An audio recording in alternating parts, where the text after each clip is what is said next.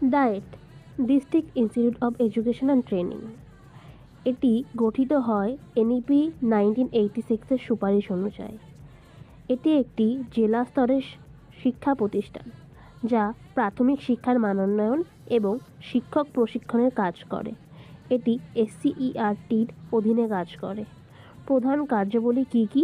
প্রথমেই teacher training, pre service যেমন D.El.Ed এবং ইন সার্ভিস শিক্ষকদের পেশাগত উন্নয়নের জন্য প্রশিক্ষণ দেওয়া।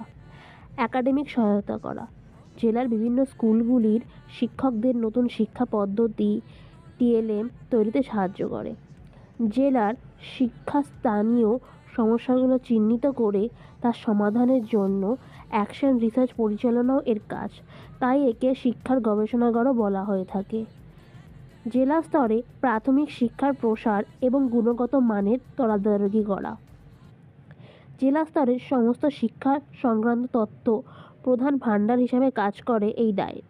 মনে রাখবে, ডায়েট প্রথমে ব্লক রিসোর্স সেন্টারের সাথে যোগাযোগ করে, তারপর ক্লাস্টার রিসোর্স সেন্টারের সাথে, তারপর স্কুলে। ডাইরেক্ট স্কুলে সংযোগ থাকে না এদের।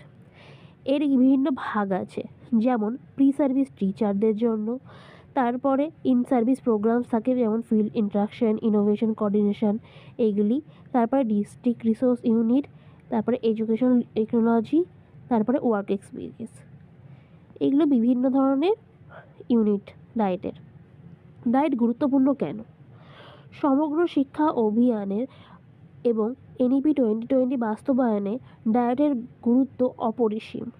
যেমন নিপুণ ভারতের যে টার্গেটটা রয়েছে 2026-27-এর মধ্যে ক্লাস 3 প্রতিটি শিশু যেন বুনিয়াদি সাক্ষরতা অর্জন করে, তার জন্য ডায়েটের গুরুত্ব অপরিসীম।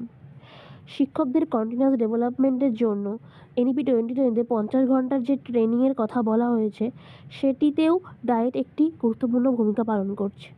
আজকের জন্য এইটুকুই। ভিডিওটি ভালো লাগলে সাবস্ক্রাইব করো।